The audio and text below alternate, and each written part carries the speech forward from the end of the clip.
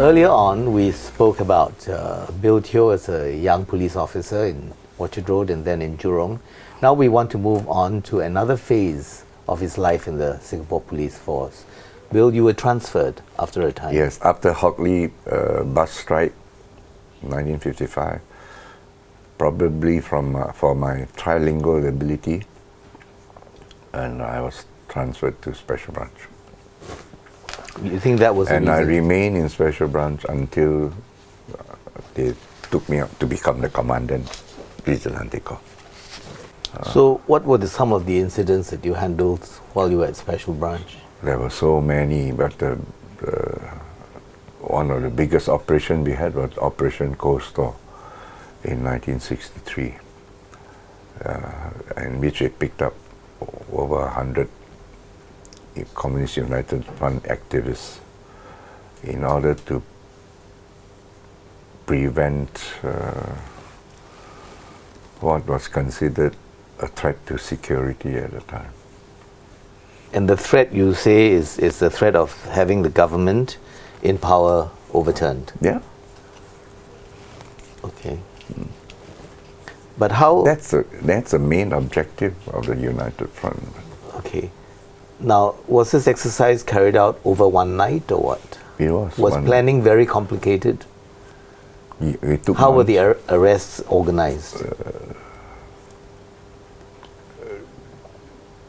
We planned it for months, and then we worked together with the members of the police force, because obviously the Special Branch officers were not enough. So I think we had the riot squad also coming along with us, and uniformed police to come with us.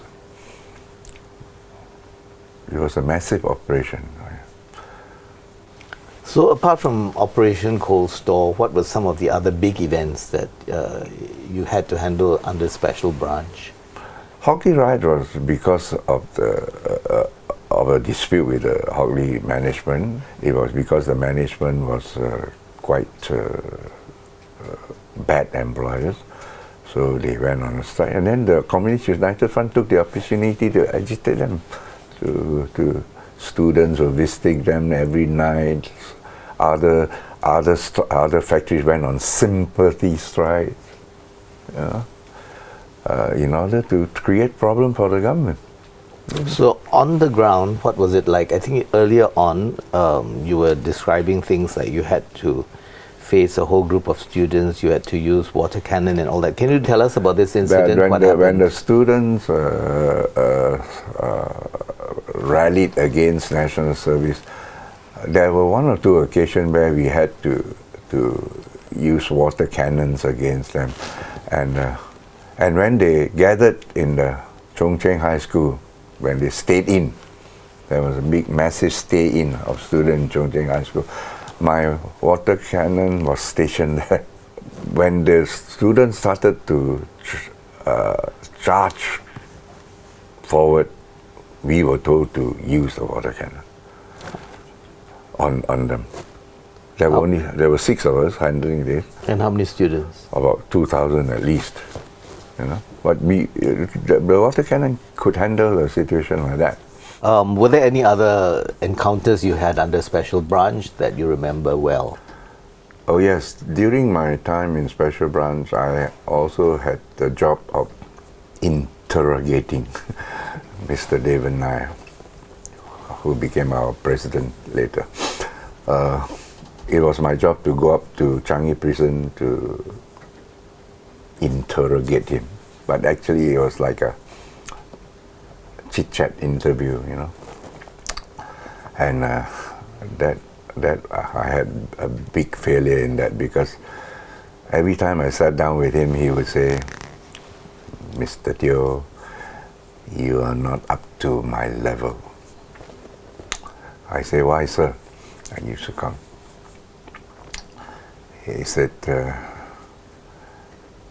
"I think knowledge-wise, you're not there."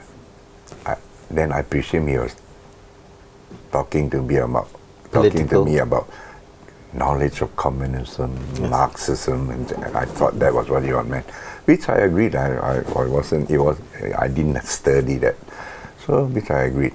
So after a couple of weeks of the same thing, getting nothing out of him, and he said, "Don't waste your time anymore, Mr. Teoh." Don't waste your time. So I came back to see my boss, Mr. Richard Corridon, and I told him the position that the trouble I had with Devanaya. Then I said, "Sir, I think you have to take over because I don't think I can handle him." So then Mr. Corridon agreed, and he took over the interrogation, and as a result, successfully turned Mr. Devanaya around. So what was he like? Richard Corridon was the head of special branch. No, only a head of a section only. He came from the Indian intelligence service, I'm told. Okay. A very, very well trained intelligence officer, very knowledgeable, and he was a very good officer. And it is because of him that we had Lee Kuan Yew to build up Singapore, to create Singapore, because the British wanted to have him arrested, and Richard Corridon handed me the warrant of arrest already, but he himself wasn't convinced that Lee Kuan Yew should be arrested, and I was in front of him. He was on the line to the British Colonial Secretary. I couldn't remember who he was at that time. He was trying to convince the British Colonial Secretary that Lee Kuan Yew wasn't a communist, and I think he finally did it, and that's why the warrant of arrest against Lee Kuan Yew was never executed. Otherwise, I would have had the pleasant or unpleasant job arresting Lee Kuan Yew. So that actually changed the course of history. Changed the course of history for Singapore, definitely, to one British officer. Okay. That's why Lee Kuan Yew was very grateful to. I'm told when Richard Corridon contracted cancer, he sent some money for his medical expenses. The officer who took over from Richard Corridon was a man called Ahmad Khan, who also was an excellent officer. Also from the Indian intelligence? Pakistani, I think. Okay. Pakistani. And he was also, because he was like a protege of Richard Corridon, and I was Ahmad Khan's protege, because Ahmad Khan used to call me his godson. When Lee Kuan Yew visited Pakistan on one of his first official visits, he specially sent for Ahmad Khan from the village to meet up with him in Islamabad. These were the two officers that Lee Kuan Yew would never forget. They were responsible for him not being kept in jail and making what Singapore is today. And what were you being called up for? The leftists who left PAP to form the Barisan Socialist, the opposition party. So as OC of politics, it was my job to watch this party and also try and disrupt them if I could, you know. So I had already, at that time, successfully turned an agent who was right at the top of the party. So everything that they did, I knew. I was that good at that part.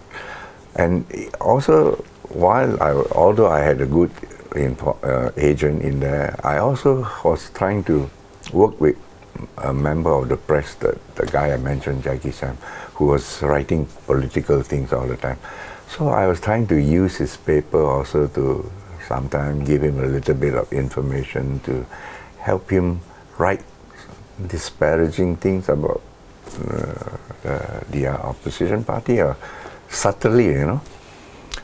But I didn't know he was also under investigation by another branch of the special branch for other things.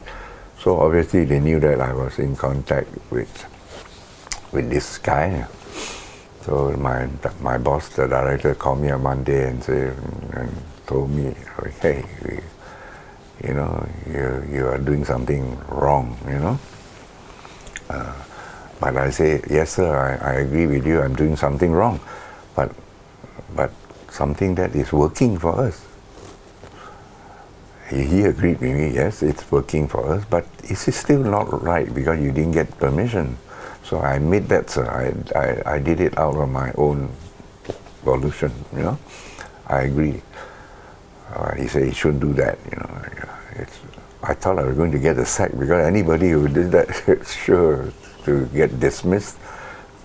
But because what I did was for the good, so I didn't get the sack. And after he lectured me on this, he said, anyway, tomorrow, National Day, you're getting a medal. What was that for? For my work. In Special Branch? Of course, they won't say Special Branch, for my work in intelligence. Okay. But I believe it's also partly for my battle for merger. I push a lot for merger. Convincing the people to vote for merger. Remember, we had to vote the referendum. I went around convincing my men. But was this part of police officers' job? No, it's Special Branch. Okay. So, was this a highlight in your career, getting the National Day Awards? Obviously, I was only one of two officers only at that time, and it was the first National Day. So we consider ourselves the creme de la creme. No precedents. We were the first. Bill, Special Branch dealt with the political aspect of things, but you have mentioned that you have no strong views about politics, which made you good at your job. Have you no views at all about what is right and wrong, politically speaking, or what you would support and would not support? I do have, but I don't allow what I feel to interfere with my job. But you obviously felt that the communists were bad. Of course, yeah. So those were political views. Yeah. I would do anything in my position then to stop anybody from damaging the country or destroying the country. Okay. Yeah. But that doesn't mean I don't have my own views on issues. But if I have a job to do, I don't let those views interfere with my final decision.